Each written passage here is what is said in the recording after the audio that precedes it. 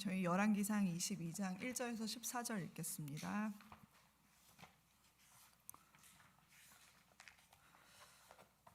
시리아와 이스라엘 사이에는 세 해 동안이나 전쟁이 없었다.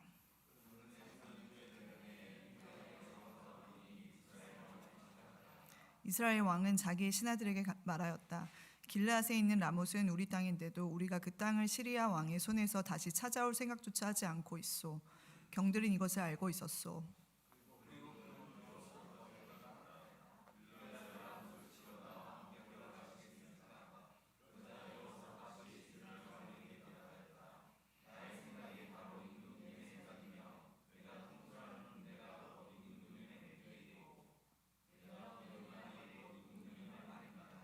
그러면서도 여호사밧은 이스라엘 왕에게 말하였다. 그러나 먼저 주님의 뜻을 알아봄이 좋을 것 같습니다.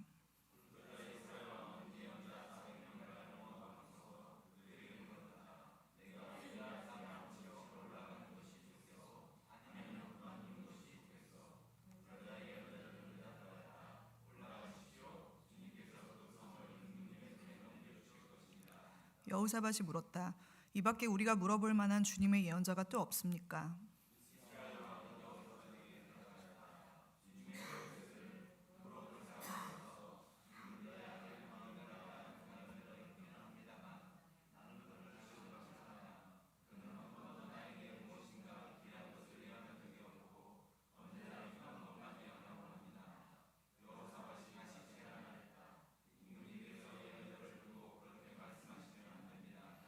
그러자 이스라엘 왕은 신하를 불러서 명령하였다.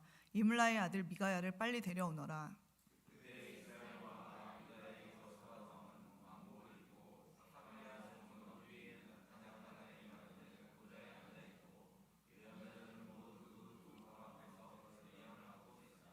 그 예언자들 가운데서 그나나의 아들 치드기야는 자기가 만든 철뿔들을 가지고 나와서 말하였다. 주님께서 이렇게 말씀하십니다. 철로 만든 이 뿔을 가지고 너 아합은 사람들을 찌르되 그들이 모두 파멸을 될 때까지 그렇게 할 것이다 하십니다.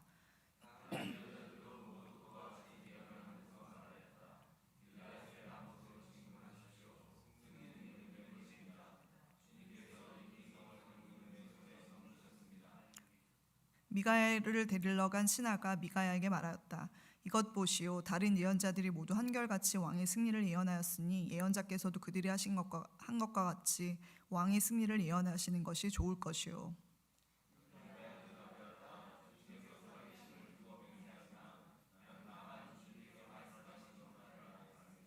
아멘. 이게 참 자주 오네요, 순서가. 저만 자주 온다고 느끼는 건지. 네. 계속 지금 아하방 때예요. 참 길죠. 아하방은 선한 왕이 아니고 악한 왕인데 참 깁니다. 오늘 스토리에 대한 큐티 모임에 오시는 분도 있으시고 안 오시는 분도 있으시니까 대략적인 설명이 필요할 것 같아요. 그 시리아는 이스라엘 바로 위에 북쪽에 있는 나라죠. 그래서 두 번의 전쟁을 이스라엘과 했는데 이전에 했었죠. 아합과. 그러고 나서 지금 3년 동안 휴전인가 봐요. 그리고 이제 휴전이 3년째 되는 해에 유다 왕이 아합을 찾아왔고 이스라엘 땅이었다가 이제 전쟁의 그 전에 빼앗겼던 그 지역을 탈환하기 위해서 그 유다 왕에게 동맹을 제안을 합니다. 그래서 아합 왕의 그 동맹 공격 제안에 대해서 유다 왕 여호사밧은 선뜻 동의를 하면 원래 동의를 하면 안 되죠. 이게 동맹을 하면 안 되고 나중에 주님의 뜻을 물으니까 조금 다소 더 나아 보이는 왕이긴 하나 나중에 여호사밧도 심판을 받고 죽게 되거든요. 선뜻 동의하면서도 먼저 하나님의 뜻을 알아보자라고 얘기를 하죠. 그리고 아합은 선지자 400명을 모아놓고 빼앗긴 성읍을 되찾으러 가는 것이 하나님의 뜻인가 예스인가 노인가 그것을 이제 물어보려고 모아놉니다. 선지자들을. 그리고 선지자들은 이구동성으로 얘기를 하죠. 이것이 하나님의 뜻이다. 그리고 뒤에 보면 시드기야 선지자는 철뿔을 또 자기가 그 왕에 대한 열심으로 왕에게 잘 보이기 위해서 철뿔을 갖고 와서 이것을 갖고 찌르는 게 하나님 뜻이다라고 얘기를 하면서 그렇게 얘기를 하죠. 근데 400명의 그 통일된 그 의견 외에 또 다른 하나님의 뜻을 물을 만한 선지자가 있느냐 하고 이렇게 여호사밧이 물었을 때 아합이 한 명이 있다. 근데 내키지도 않고 내가 이제 싫어하는 사람이 있는데 그 미가야 선지자를 불러오게 되죠. 그래서 모두 그곳으로 진군하라. 하나님께서 그 땅을 아합 왕의 손에 붙이셨다라고 얘기를 했지만 딱 이 한 명은 다르게 얘기를 하죠. 모두가 달콤한 말을 할 때 진리가 아닌 거짓으로 왕의 귀를 기쁘게 합니다. 그리고 등장하자마자 얘기를 하죠. 미가야가 오늘의 마지막 절인데요. 주님께서 살아계심을 두고 맹세하지만 나는 다만 주님께서 말씀하신 것만 말하겠다라고 얘기합니다. 전에 며칠 전에 이제 그 갈멜산 위에서 대결을 했잖아요. 1대 850으로 이제 엘리야가 쫙 하고 다 쓸어버리는 그거 우리 하경 형제님이 그 뭐죠? GPT인가요? 뭐 그거 챗봇으로 또 올려주셔가지고 너무 멋지게 감사한데 그 구도를 기억을 하실 거예요. 1대 850. 근데 오늘 구도도 다른이긴 하지만 1대 400의 하나님이 이제 대결 구도. 참 선지자 1명과 거짓 선지자 400명이 대결의 구도를 보여주세요. 제가 오늘 근데 묵상 중에 바라보았던 것은 신실하신 하나님이었던 것 같아요. 엘리야가 그 1대 850의 전쟁을 치룰 때 이제 백성들 앞에서 이제 전쟁을 치르기 전에 그 제단에 제물을 올리기 전에 얘기를 하죠. 여러분 언제까지 양쪽에 다리를 걸치고 머뭇거리고 있을 것입니까? 주님이 하나님이면 주님을 따르고 바알이 하나님이면 그를 따르십시오. 그러나 백성들은 한마디도 그에게 대답하지 못했죠. 그리고 하나님의 선지자는 나만 홀로 남았으나 바알의 선지자는 450명이다 라고 얘기를 하거든요. 450명 플러스 바알 선지자 450명, 아세라를 섬겼던 선지자 400명까지 850명. 이 어마어마한 영적 전쟁 앞에 엘리야는 나만 홀로 남았다라고 얘기를 해요. 그 무게는 그 리더의 무게는 유 목사님만 느끼실 수 있을 것 같아요. 그거는 감히 상상도 할 수 없는 그 외롭고 서글픈 그 무게감들. 이스라엘 역사에서 아합 왕이 어느 때인지 우리는 너무 잘 알고 있죠. 가장 악하고 또 악하고 하나님의 이 전능하신 이름이 땅바닥에 떨어지고 짓밟히고 또 거짓 선지자들이 참 선지자인 것처럼 둔갑을 해서 그렇게 사람들을 속이고 유혹을 하고 그래서 참 선지자들은요 숨어 지냈다고 얘기를 해요. 무리를 지어서 공동체 생활하면서 어디 숲속에 살기도 하고 엘리사 때를 보면요. 아합 왕의 눈에 들면 죽음이죠. 그 진리를 사수하는 것은 이 당시에 곧 삶이냐 죽음이냐를 선택해야 되는 일이었습니다. 그런 중에 엘리야는 거짓 선지자는 이렇게 판을 치는데 진리를 수호하는 사람은 나 하나다라고 얘기를 하면서 그 고백은 너무 무거운 것 같아요. 무겁고 외롭고. 엘리야는 갈멜산 영적 전투 직후에 목사님이 그때 얘기하셨지만 번아웃이 왔죠.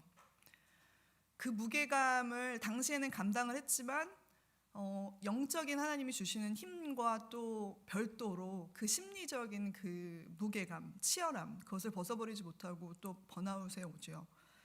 네, 그 엘리야의 번아웃을 회복시키셨던 하나님의 여러 가지 목사님 얘기하신 밥도 주시고 뭐 여러 가지 그런 미세한 음성도 들려주셨지만 하나님이 마지막에는 엘리사를 하나님께서 붙여주시죠.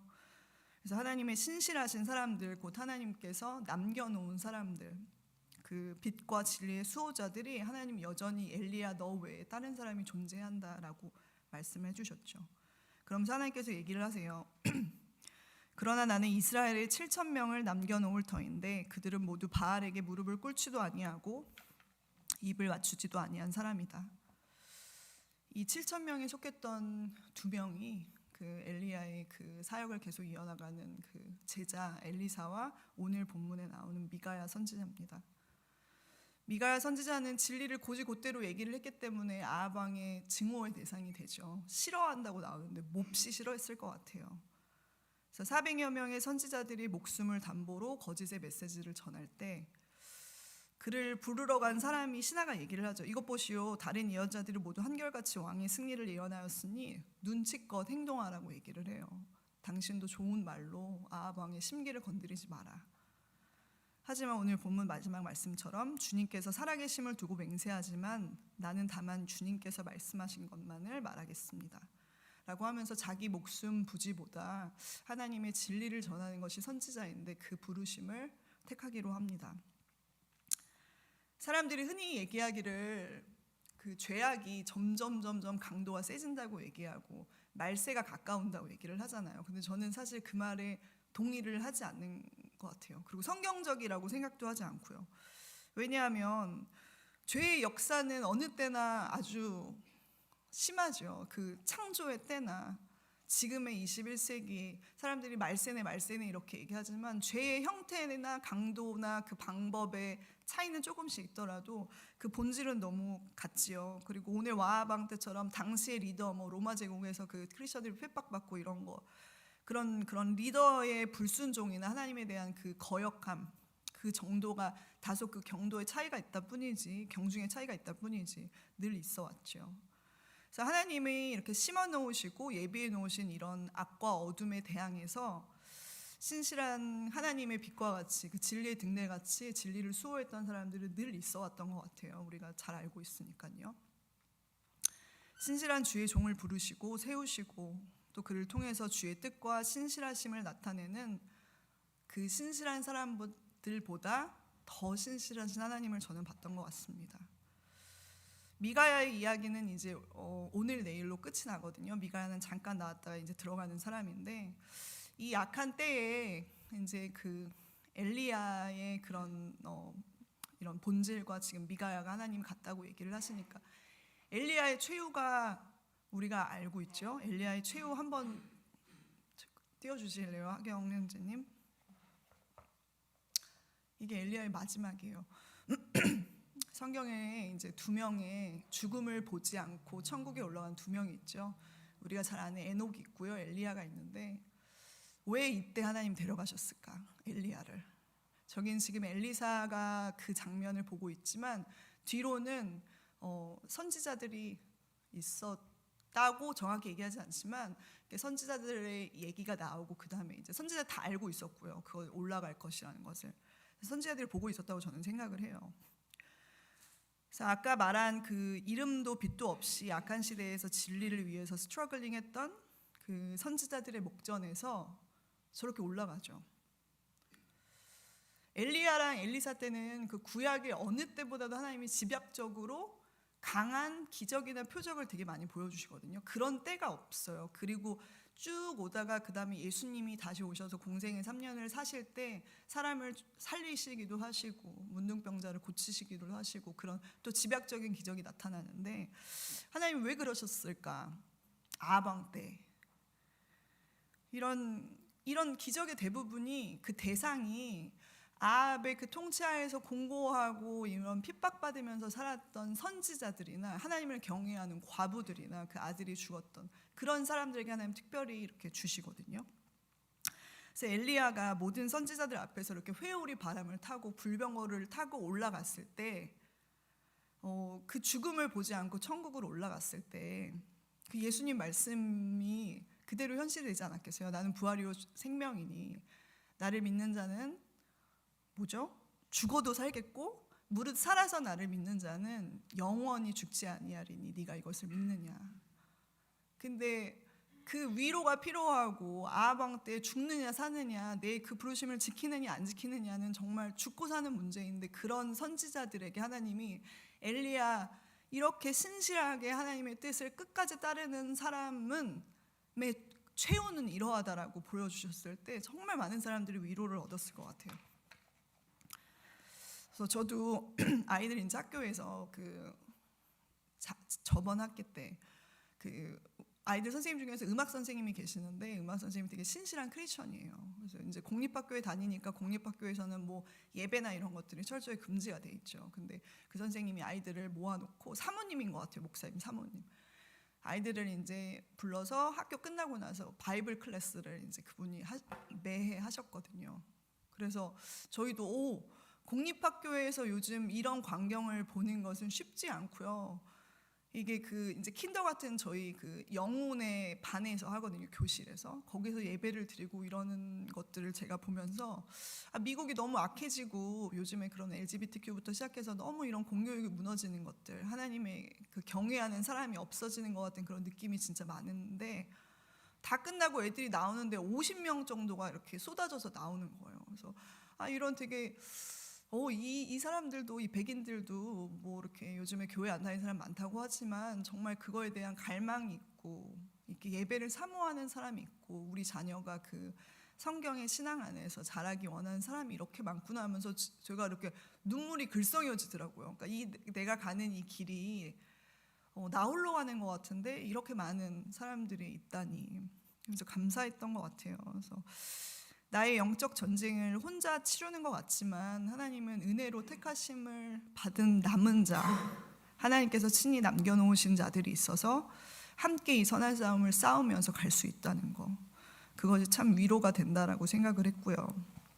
그리고 우리가 이 외로운 길을 갈 때, 이 선한 싸움을 끝까지 싸워 나갈 때 하나님은 그냥 우리를 그저 내버려 두는 것이 아니고, 미가야 선지자가 이런 말을 하고 나서 그 다음에 어떤 일이 일어나는지 제가 자세히는 못 봤는데, 엘리야가 그런 싸움을 싸고 나서 올 것은 죽음의 위협밖에 없잖아요. 이세벨의 그 죽음의 위협밖에. 근데 하나님이 도우시고 붙드시고 이런 수많은 기적들로 함께 하시고 엘리야의 최후를 이렇게 하나님 붙드시고, 그래서 우리가 가는 이 길이 헛되지 않고 하나님께서 우리에게 끊임없이 소망과 위로로 이렇게 베푸시는구나, 그런 생각을 했어요.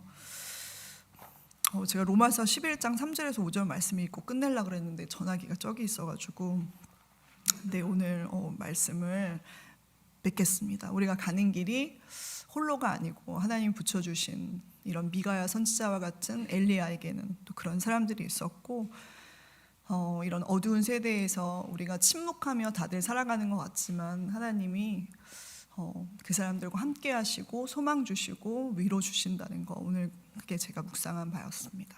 같이 기도하겠습니다.